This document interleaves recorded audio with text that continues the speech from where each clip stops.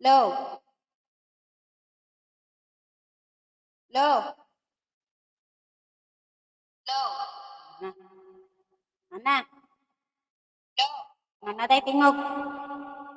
Low. O, dito na tayo. Welcome sa ating live, no, mga palangga. Medyo ano tayo. Tensyahan nyo na guys, kasi yung ano natin, yung topic natin for today is, sino ba talaga yung may-ari ng West Philippine Sea? Bakit pinag-aawayan? Anong mayroon sa West Philippine Sea? Okay, mga Marites, pasok. Pasok kayo mga Marites. Pag-usapan natin yung West Philippine Sea na pinag-aagawan nila. Anong mayroon dyan? Ha? Sa West Philippine Sea na yan. Ha? Anong mayroon?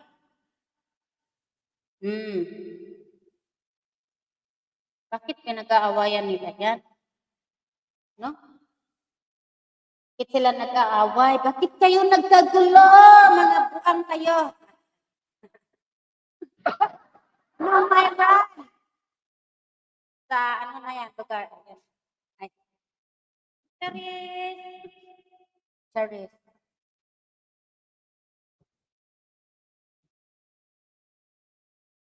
Mag-live lang sana tayo ng ano. Sandali. Kahit mga isang oras lang tayo mga pi. Kasi itong China nang namihasa na. No? Namihasa na ang mga gangguy.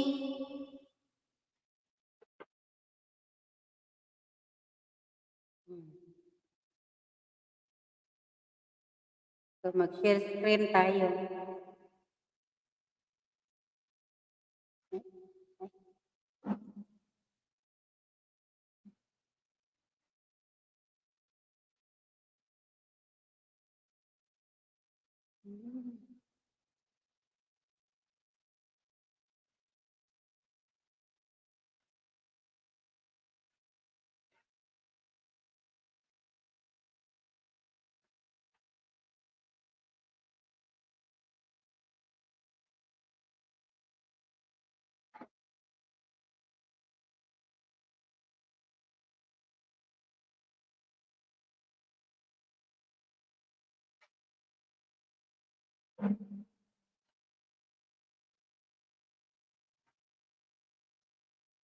Philippine Coast Guard now deployed two of its biggest vessels in the West Philippine Sea.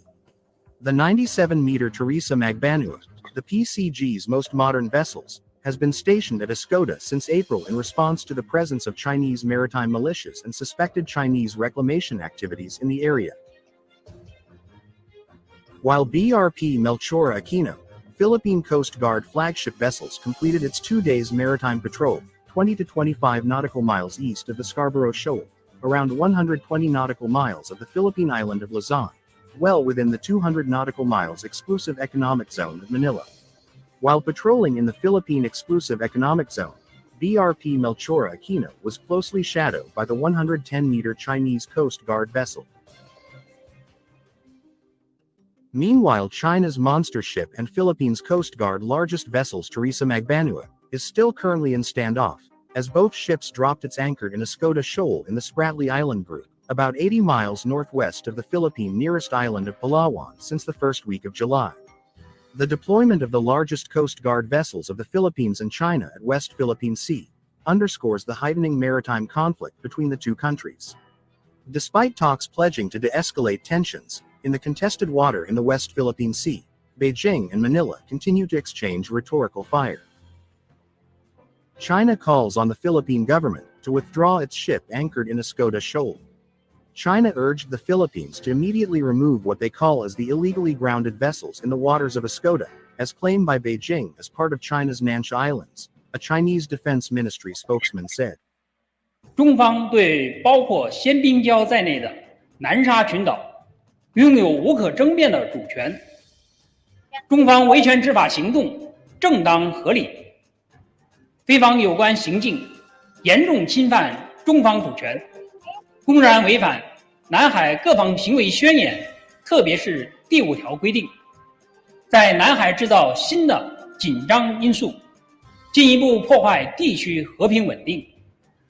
我们敦促菲方立即撤走人员船只，不要在错误的道路上越走越远。In response, the Philippines send a strong message to China that the Philippine Coast Guard will not order the Teresa Magbanua to return to Palawan to maintain Manila's presence in the area. Regardless how many China Coast Guard vessels that they deploy there, regardless whether it's a PLA Navy vessel, ang Philippine Coast Guard will not be intimidated. We're not going to pull back and direct Teresa Magbanua to go back to Palawan. With the clear guidance of our president and the intention of the commandant of the Philippine Coast Guard to maintain our presence for the soul, we're not going to pull out and we're not going to be intimidated. Lessons learned from Manila not to trust Beijing when the country lost control over Scarborough Shoal to China, after the Philippine Navy left the shoal following a 2-month standoff in 2012, with the understanding that the Chinese vessels would also leave Scarborough Shoal. In a powerful display of international solidarity, the United States, Japan, Australia and several other nations have vehemently condemned China's aggressive actions in the West Philippine Sea, sending a clear message that violations of international law will not be tolerated. Amidst growing tensions in the region, the Philippines has found itself at the center of a global outcry against China's provocative behavior, highlighting the solidarity and support of the international community. Now China is acting like a victim of bullying. In a statement of President Xi Jinping during the World Economic Forum in response to the countermeasures of the United States, European Union, and other allied nations to sanction Chinese companies, as well as product manufactured by sanctioned Chinese companies. Multilateral institutions, which provide the platforms for putting multilateralism into action, and which are the basic architecture underpinning multilateralism, should have their authority and effectiveness safeguarded. State-to-state relations should be coordinated and regulated through proper institutions and rules. The strong should not bully the weak. Decisions should not be made by simply showing off strong muscles or waving a big fist. Multilateralism should not be used as pretext for acts of unilateralism. Principles should be preserved, and rules once made should be followed by all. In a statement issued by spokesperson of Chinese Foreign Minister, no country is superior to another. No one has the right to bully others. Any country who thinks it can bully others from a position of strength will be acting against the trend of the times and rejected by the international community. Hypocrisy. Thy name is China. China considers itself superior to other countries, tries to bully all of its neighbors into submission. Beijing thinks it can bully others from a position of strength with complete disregard to the trend of the times and is being comprehensively rejected by the international community. By any measure, the world fails to see how China deserves to play the victim card of being bullied. They hold the position of the second largest economy and second most powerful military in the world. The majority of small economies around the globe tread carefully when dealing with China's unlawful activities and provocative behavior, as China often resorts to economic coercion to gain support. China asserts their dominance in the region by flexing their muscles through the deployment of the PLA Navy, China Coast Guard, and Chinese maritime militia. Therefore, it can be inferred that they are specifically accusing only one country, the United States, of bullying them. Instagram takes up too much time. What I'm about to share with you is how my team and I shave off hours of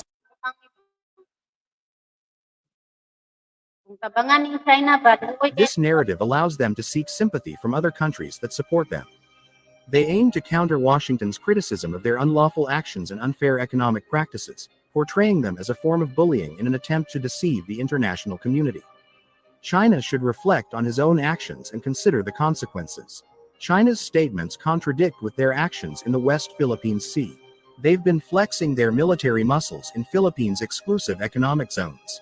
Hence, the world doesn't get the point for China to play the victim card, when the whole world can literally see their actions in the West Philippine Sea. The portrayal of the Philippines as the provocateur is a smokescreen designed to justify China's 10-dash line. The escalation of tension in the West Philippine Sea is a direct result of China's justification for its 10-line claim and provocative actions. China's deployment of amphibious assault ships and the implementation of new restrictive measures by the China Coast Guard are clear indicators of its expansionist agenda.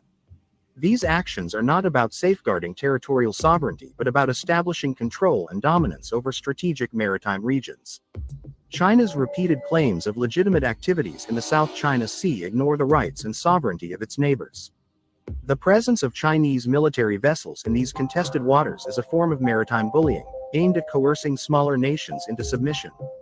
The international community must recognize these actions for what they are: aggressive moves that undermine regional stability and violate international law. China's narrative of being a victim of provocations is a strategic misrepresentation designed to garner sympathy and deflect criticism.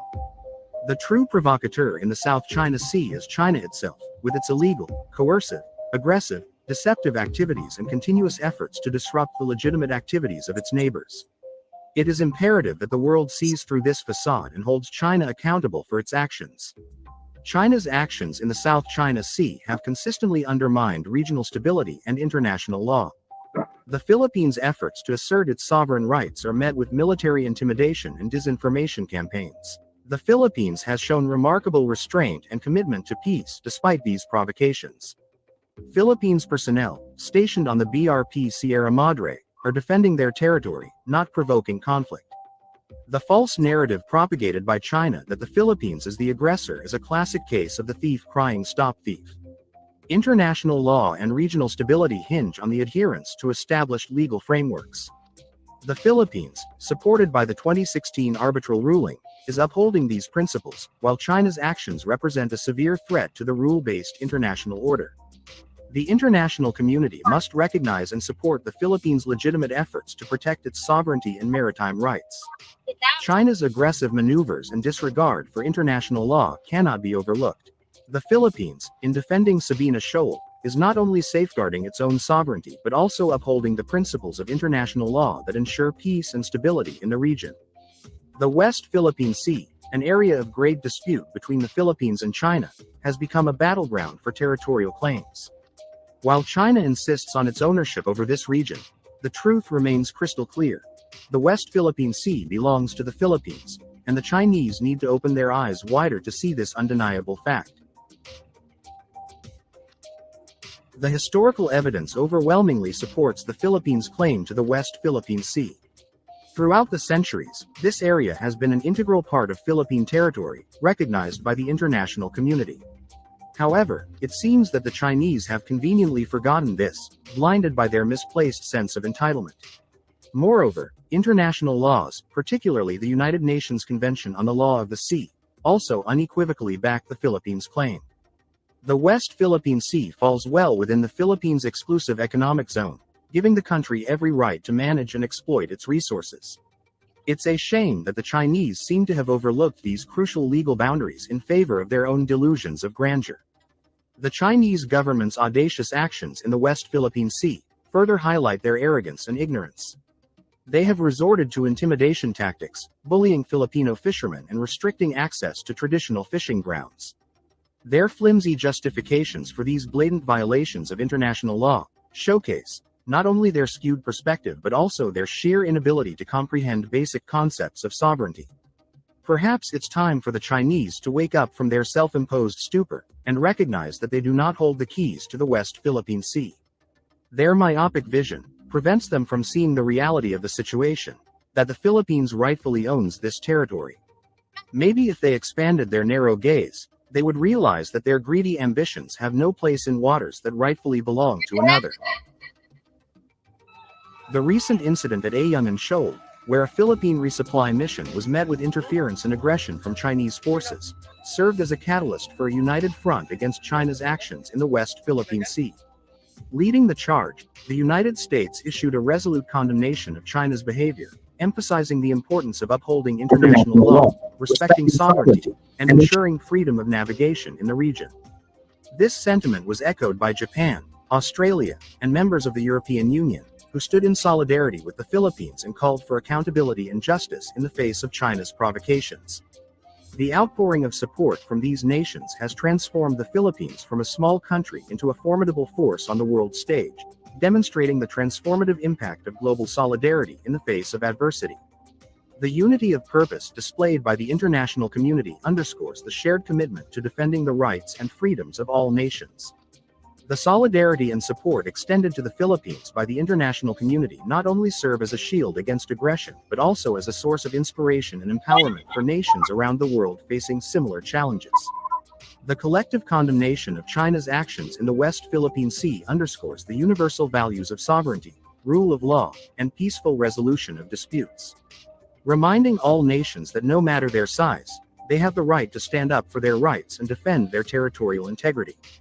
Through this united front, small nations find strength in unity and solidarity, reshaping the global landscape and reinforcing the principle that every nation, no matter its size, has a voice that deserves to be heard and respected in the pursuit of justice and security. Furthermore, the solidarity shown towards the Philippines by the United States and other nations highlights the interconnectedness of the global community in promoting peace, stability, and respect for international law.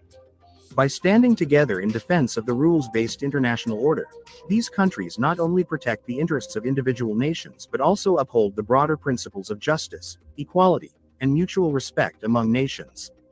The support provided to the Philippines underscores the importance of collective action in addressing transgressions and upholding the rights of all nations, irrespective of their size or influence. In a world marked by complex challenges and shifting power dynamics, the unified front demonstrated in support of the Philippines exemplifies the strength that comes from shared commitments to uphold the values of freedom, democracy, and respect for sovereignty. The world must stand with the Philippines against these unlawful actions and support the rule of law in the South China Sea. In conclusion, the West Philippine Sea is without a shadow of a doubt, this is a Philippine territory. The Chinese need to ditch their antiquated mindset, open their eyes wider, and acknowledge this truth. Until then, their futile attempts to stake a claim in these waters will continue to be met with a mocking chorus, that the West Philippine Sea is for the Philippines, not for China.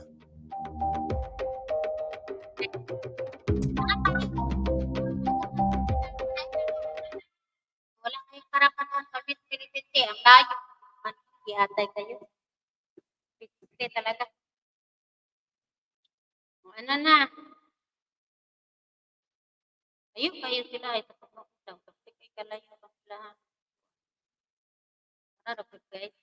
Pakita na ko ang territory nila ha. Ayun kayo sila.